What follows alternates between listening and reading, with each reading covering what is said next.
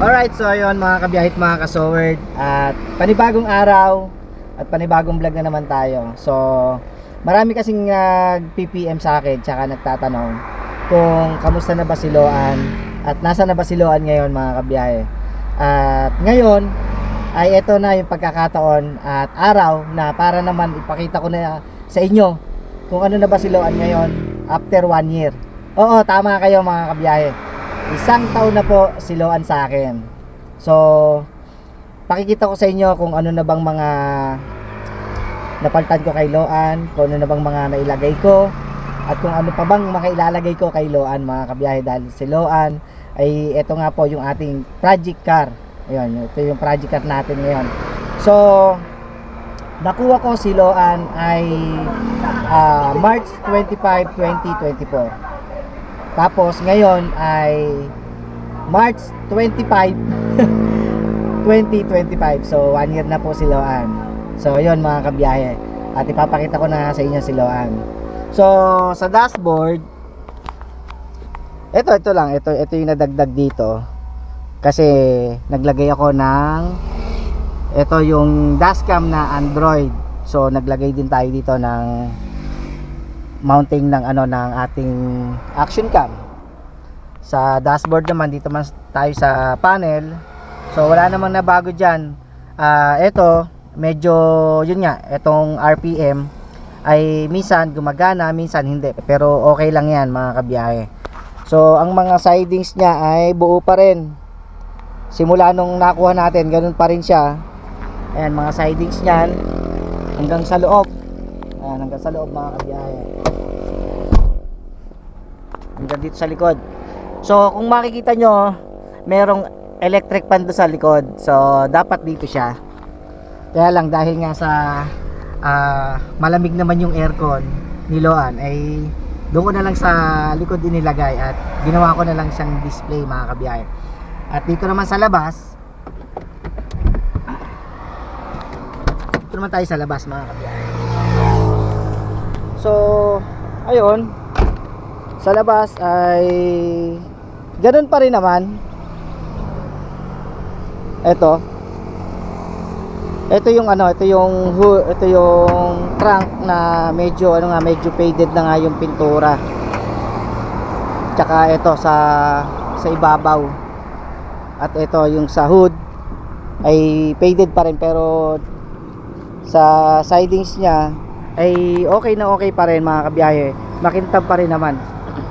At yung kanyang harapan, tinanggal ko na nga pala yung yung ilaw, tinanggal ko na kasi 'di ba kung makikita nyo dun sa vlog ko ay basag yung ilaw niya, kaya tinanggal ko na muna pangsamantala at naghahanap pa ako ng surplus na ilaw niya mga kabiyahe.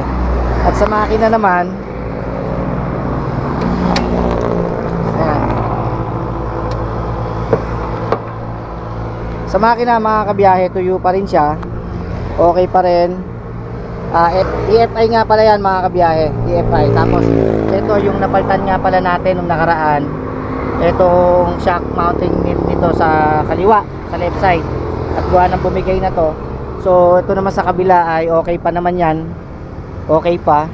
Tapos itong radiator pan tsaka auxiliary pan ay napaltan na natin ng motor. Yan, kasi bumigay po yung motor niya, kaya medyo hindi naman siya nag-overheat. Tumaas lang yung kanyang temperature, kaya ang ginawa ko ay naghanap na rin ako ng motor, ng pan sa surplus. So nakakuha naman tayo at ito nakakabit na nga. Ano nga pala to mga kabiyahe, bali nakarekta nga pala yung radiator pan nito mga kabiyahe. So ito, ayan mga kabiyahe, yung sidings niya okay pa. Yun nga, makinis pa. Ayan, makinis yan mga kabiyahe. Buo pa yan, buo pa. Ayan, buo pa yan mga kabiyahe. Pati sandalan, upuan. At naglagay ako ng ilaw. Ito, meron kasi dati yan bilog, kaya lang pundido na, kaya pinaltan ko na siya nito. Pakita ko naman ang yung kanyang kanyang trunk mga kabiyahe. So ito pa yung ipalalagay natin sa likod. Ito hindi ko pa na ipalalagay ito, pero ipalalagay natin yan. So ito malawak yung likod niya mga kabiyahe. So ito yung gamit ko. Hoy! Kasi si Kirby Dogs nga pala, good morning. Alright, so yun mga kabiyahe, i-update ko na nga sa inyo kung ano na nga bang update dito kay Loan. So nakita nyo naman at ipinakita ko sa inyo kung ano yung mga naipagawa ko at mga papagawa ko pa dito sa ating project car na Nissan Sentra V40 Super Salon mga kabiyahe. At nandito na nga tayo sa highway ng Patimbao.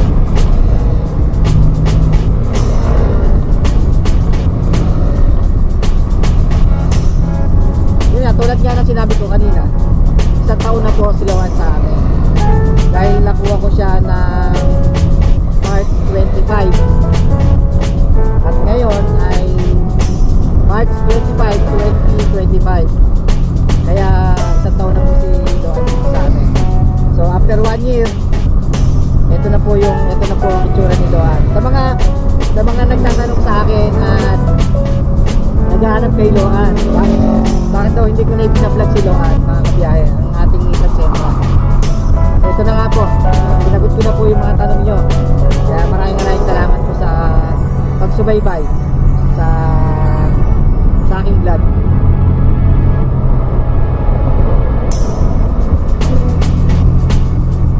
So ang papalitan ko na lang dito yung shock absorber, yung sa likod, yung dalawang shock absorber. Yun na lang yung iano ko kasi sobrang lambot na yan. Yun na lang yung pinakang major na na magagastos natin. At yan nga ay pinag-iipunan ko pa. So sa gulong, makapal pa naman yung gulong, makapal pa. At yung aircon, napakalamig pa rin ang aircon na mga kabiyahe. So smooth pa rin yung takbo niya. Yung kanyang temperature, solid. Yun nga, dahil siguro nakarekta yung radiator nito, pero lagi naman nating chine-check at hindi naman siya nagbabawas ng tubig.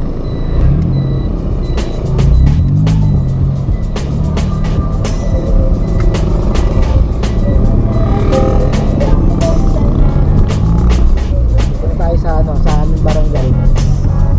Bali pa uwi na tayo ngayon mga kabiyahe.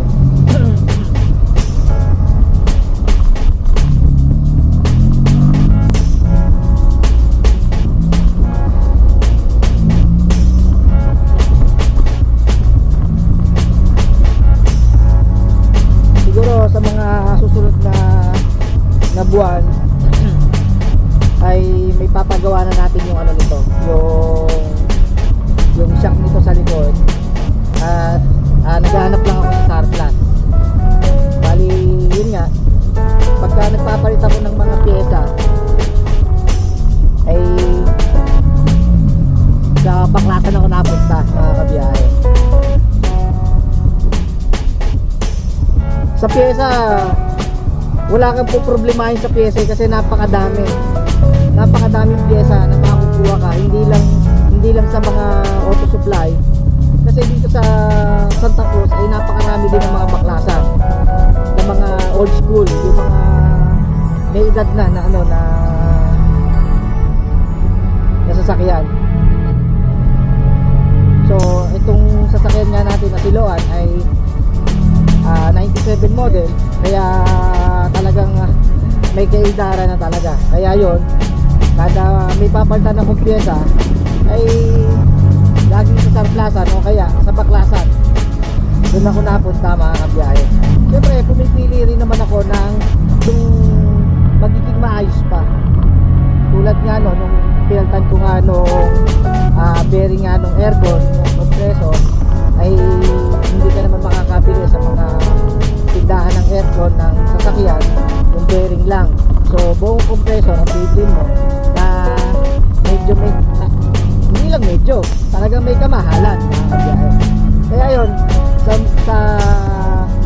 Sarplasan ako nagpunta. At doon sa Sarplasan ay nakakuha tayo at hanggang ngayon naman ay gamit ko mga kabiyahe. So nandito na tayo, maya ako na papasok. May nakapark pa dito sa ano. Okay. Alright, so maya na lang ulit update ko kayo kasi mamaya abangan nyo, pupunta kami sa farm dahil yung mga tiyahin ng asawa ko na galing Cagayan de Oro po ay magpupuntahan at papasyal sila sa farm. So pupunta kami, bibisitahin din namin yung farm dahil medyo matagal-tagal din kami hindi nakakapasyal at nakakapunta sa farm, para naman sa ganon ay makita namin yung yung itsura na rin ng farm ngayon, kasi siguro may ilang taon na rin naman na hindi kami nakakapunta ron, kaya ngayon ay pupuntahan namin. So